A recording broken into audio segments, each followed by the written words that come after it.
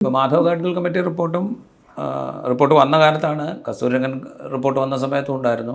ഇതേ ഇപ്പോൾ പറഞ്ഞതുപോലെ കുറച്ച് വസ്തുതകളും ബാക്കി ഊതിയുറപ്പിച്ച കുറേ പ്രചരണങ്ങളുമായിട്ട് വലിയ പ്രചണ്ഡമായ പ്രചരണം നടക്കുന്ന കാഴ്ച നമ്മൾ കണ്ടു. ഇതുപോലെ തന്നെ ആളുകളൊക്കെ കുടിയൊഴിയേണ്ടി വരും, ഇത് മുഴുവൻ കാടായിട്ട് മാറും എന്നങ്ങനെയുള്ള ഒന്നും അവിടെ ചെയ്യാൻ പറ്റില്ല, ഒരു വീട് പോലും പണിയാൻ പറ്റില്ല എന്നൊക്കെയുള്ള മറ്റുള്ള പ്രചരണങ്ങളുണ്ടായിരുന്നു.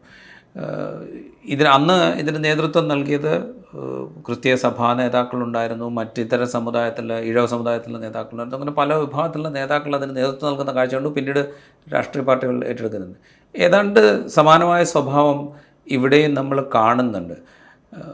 ഈ വ്യാജങ്ങൾ എങ്ങനെ പ്രചരിപ്പിക്കുക, അത് ഈ എന്താ പറയുക, ഒരു വിഭാഗത്തെ കൂടെ നിർത്താനുള്ള ശ്രമത്തിൻ്റെ ഭാഗം, അതിനുവേണ്ടി ഇതിനെ ഉപയോഗിക്കുക, അങ്ങനെയാണോ നമ്മൾ മനസ്സിലാക്കേണ്ടത്?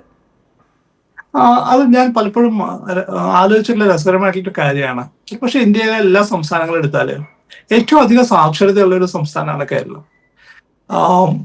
രാവിലെ കേരളത്തിലെ ഒരു 2-3 പത്രങ്ങള് അല്ലെ വലിയൊരു വാർത്ത വന്നാൽ വൈകുന്നേരം ആകുമ്പോഴേക്കും എല്ലാവരും അത് കണ്ടിട്ടുണ്ടാവും, വായിച്ചിട്ടുണ്ടാവും. അത്രമാത്രം ഒരു ലിറ്ററസിയുടെ ഒരു പെനിട്രേഷൻ ഉള്ള ഒരു സംസ്ഥാനമാണ്. പക്ഷേ സംഭവിച്ചിട്ടുള്ളൊരു കാര്യം എന്താ വെച്ചാൽ ഈ ലിറ്ററസി ബാക്ക് ഫയർ ചെയ്യുന്നുണ്ട്, ഭയങ്കരമായിട്ട് ബാക്ക് ഫയർ ചെയ്യുന്ന ഒരു കാര്യമായിട്ട് മാറി. നിങ്ങൾക്ക് ഏത് നുണയും ഇതേപോലെ പ്രചരിപ്പിക്കാം. പണ്ട് പറയുന്ന പോലെ സത്യം 2 ചുവട് വെക്കുമ്പോഴേക്കും നുണ ലോകം മൊത്തം കറങ്ങി തിരിച്ചെത്തിയിട്ടുണ്ടാവും എന്ന് പറയുന്ന പോലെ നുണ വളരെ ഫാസ്റ്റ് ആയിട്ട് സ്പ്രെഡ് ചെയ്യാൻ പറ്റുന്ന ഒരു സമൂഹമാണ് കേരളം. ഇപ്പൊ കൺസ്യൂമർ മേഖലയിൽ നോക്കിയാൽ അറിയാം, നിങ്ങൾക്ക് ഏത് പ്രോഡക്റ്റും വിൽക്കാൻ പറ്റുന്ന ഒരു സ്ഥലമായിട്ട് കേരളം മാറി. നിങ്ങൾക്ക് ഒരു വ്യാജ വാർത്ത കേരളത്തില് വളരെ ഫാസ്റ്റ് ആയിട്ട് സ്പ്രെഡ് ചെയ്യാൻ പറ്റും. നിങ്ങൾക്ക് തമിഴ്നാട്ടിൽ അത് പറ്റില്ല. നിങ്ങൾ ബീഹാർ പോയാൽ അവിടെ അത്ര പോലും പറ്റില്ല. കാരണം ഇത് മനുഷ്യർ വായിക്കണ്ടേ ആദ്യം. അത് വായിക്കാൻ പറ്റുന്നവര് ഒരു 10-20-25% മാത്രമേ ആളുകളുള്ളൂ. പക്ഷെ വളരെ ഫാസ്റ്റ് ആയിട്ട് തെറ്റിദ്ധരിപ്പിക്കാൻ പറ്റുന്ന പറ്റിക്കപ്പെടാൻ പറ്റുന്ന ഒരു സമൂഹമായിട്ട് മലയാളി സമൂഹം മാറുന്നുണ്ട്.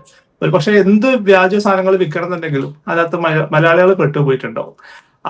അപ്പോൾ ഇത്രമാത്രം സാക്ഷരത ഉണ്ടെങ്കിൽ പോലും അതിനെ ഒരു തിരിച്ചറിവായിട്ട്, അതിനൊരു ബോധതലത്തിന്റെ ഒരു ഉന്നമനായിട്ട് മാറ്റിയെടുക്കാനായിട്ട് പലപ്പോഴും മലയാളിക്ക് സാധ്യമായിട്ടില്ല. അതുകൊണ്ടാണ് ഏത് സ്കാം വന്നു കഴിഞ്ഞാലും മലയാളിക്ക് പൈസ നഷ്ടപ്പെട്ടിട്ടുണ്ടാവും. പറ്റിക്കപ്പെടാനായിട്ട് ഏറ്റവും എളുപ്പമുള്ള ഒരു സമൂഹമായിട്ട് മലയാളി മാറുന്നുണ്ട്. അതിനെ മുതലെടുത്തുകൊണ്ട് തന്നെയാണ് ഈ തരത്തിലുള്ള വ്യാജ വാർത്തകൾ നിർമ്മിക്കുന്നതും. അതിന്റെ ഏറ്റവും വലിയ ഒരു ഭീഷണി നേരിടേണ്ടി വരുന്നത് വനംവകുപ്പും അതിന്റെ ജീവനക്കാരുമാണ്. അവര് ചെയ്യുന്ന വളരെ ഗംഭീരമായിട്ടുള്ള ഒരു ജോലിയുണ്ട്. അതേ സംസ്ഥാനത്തെ സാധാരണ മനുഷ്യരടക്കം ജീവിക്കുന്ന മുഴുവൻ ആളുകളടക്കം ഉള്ള ആളുകളുടെ ആരോഗ്യത്തെയാണ് അവർ ഡയറക്റ്റ് ആയിട്ട് കാറ്റർ ചെയ്യുന്നത്. ഡൽഹിയിലൊക്കെ ഒരു അവസ്ഥ നമുക്ക് അറിയാലോ. നിങ്ങൾ ഡൽഹിയിലാണ് ജീവിക്കുന്നുണ്ടെങ്കിൽ കുറച്ച് വർഷങ്ങൾ കുറച്ചേ ജീവിക്കുള്ളൂ എന്നുള്ളതാണ് അവസ്ഥ. അതിന് വ്യത്യസ്തമായിട്ട് കേരളത്തിന്റെ ആവാസ വ്യവസ്ഥയെ വലിയ പരിക്കുകളില്ലാതെ നിർത്തുന്ന ഏറ്റവും പ്രധാനപ്പെട്ട ഒരു ഡിപ്പാർട്ട്മെന്റ് ആയിട്ട് തന്നെ നമുക്ക് തിരിച്ചറിയേണ്ട ആവശ്യമുണ്ട്. ഈ പറയുന്ന രീതിയിൽ നിന്ന് വളരെ വ്യത്യസ്തമായി ആ ഡിപ്പാർട്ട്മെന്റിന് മുഴുവൻ ജനങ്ങളുടെയും പിന്തുണ ഉറപ്പുവരുത്തുക എന്നുള്ളതാണ് പ്രധാനം. റൈറ്റ്. എന്തായാലും വന നിയമ ഭേദഗതിയെക്കുറിച്ചുള്ള തുടർ ചർച്ചകൾ ഉണ്ടാവും എന്നുള്ള കാര്യത്തിൽ തർക്കമില്ല. ഒരുപക്ഷെ മാധവ് ഗാഡ്ഗിൽ കമ്മിറ്റി റിപ്പോർട്ട് അന്ന് വന്ന സമയത്ത് അതിനെതിരായുള്ള പ്രചരണത്തിന് നേതൃത്വം നൽകിയ ആളുകളെ നമ്മൾ ഇവിടെയും കാണുന്നുണ്ട്. അതുകൊണ്ട് ആ പ്രചരണത്തിൻ്റെ വേഗവും ഊർജവും വളരെ കൂടുതലായിരിക്കും എന്ന് നമുക്ക് ഉറപ്പിക്കാം.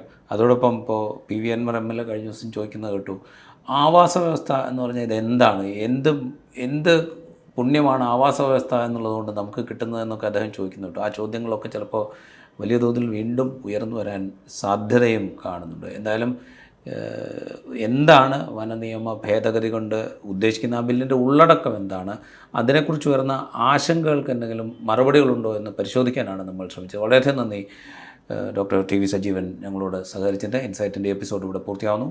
മറ്റൊരു എപ്പിസോഡുമായി വീണ്ടും കാണാം.